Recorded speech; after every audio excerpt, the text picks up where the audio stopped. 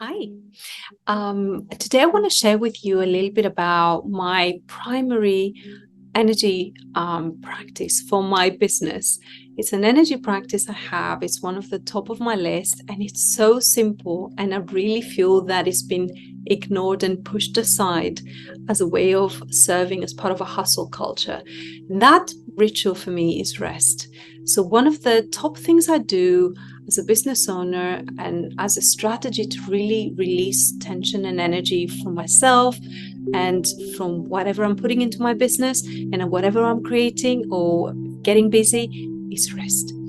And it's one of those things that can so easily be dismissed because, the word of the hour is busy for everyone, and it's so easy to get so hooked into busy sort of mindset, and that it's just what you do to do better. You have to get busy. Yet when I find myself getting overwhelmed or overworking or doing something, instead of doing what I used to do, which is push a bit more, what I'll do is actually that's when I will withdraw, take a little nap, a little rest, take a little break. It might be just going to the kitchen, doing something there, grabbing something, going upstairs, lying down for a minute, or even just like getting out and sitting in the garden. Whatever it is, it doesn't matter, but it needs to have like a thing of it brings rest, and it's about disconnecting for a bit. And it doesn't matter if I'll do it for 10 minutes, half an hour, or an hour. What matters is that I take it. So how is it with you when things get too busy? Do you keep on pushing, or do you give yourself a moment to go back? Because what I found when I kind of take that step back, what tends to happen is that everything recalibrates. The tension releases. And what I find, it creates a lot more space for the inspiration to flow. And I end up actually being a lot more productive than if I was to push forward. So for me, it's now become like a real strategy as part of my business growth to really rest. And I kind of want to use it in this way because it's been kind of like really pushed aside for so long. And we've seen it as almost like the complete opposite to becoming productive. And for me, kind of creating this association, not only it was very useful for me to kind of like unblock me, release my tension, get me to recalibrate and feel a lot more pumped up to continue working or to do whatever in life. It just really helped just sort of remind me that actually we are here, the co-creators, the deliberate creators of our own sort of like rituals, and we are here to grow in a way that really is supportive to us. So that's part of my prosperity blueprint. The prosperity blueprint is something I help my clients develop. We go deep into the rabbit hole of the blueprint. It's not just about finances, but it's about every part of your life. I do that in my alignment work in Seer, which is my 6-month mentorship, or I do it on my private work as well. So you're very welcome to inquire about it if you want. But I found that is one of those things that just I can't beat anymore. It's also the kind of thing that took a lot more.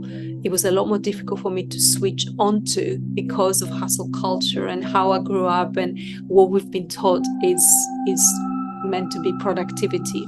So I want to urge you, next time that you experience yourself to be pushing yourself to get something, to get somewhere. And I'm all for kind of, being productive, and I'm all for kind of like working for your dreams, right? That's what we're here for. However, just to really understand where you might be holding yourself back from maybe serving a limiting belief that says that that rest is the opposite of you being productive, or that is meant to hold you back when it's supposed to really support you, and just to see your own kind of patterns around giving yourself a little bit of rest throughout your day, and really kind of just re-looking at that and maybe finding more productive ways where that includes rest, that includes switching off, that includes taking more frequent breaks and giving yourself what you need. And that comes down to also understanding a natural cycle. So understand, when I started really looking, not saying and telling myself what it should be like, but really looking how I was thriving, and through what structures and rituals and ways of working and being in my life, how I was showing up in those, and what was being fruitful, what was not. That's when I realized that I needed to incorporate more rest, because how I was showing up before, it showed that I was pushing myself, and actually I was ending up doing a lot less. So now when I was open to see what I really need to get my stuff going, I realized that I'm going to get 2 hours of productive time in the morning before I need, really a break. So for me, a 9 to 5 where I'd need to wait until lunch break, no way, that's not going to work for me. I really need a lot more consistent inside my schedule, times off, to just go and do something different, to make my lunch or whatever, or just a little snack, or just kind of like just really take myself out of my workspace.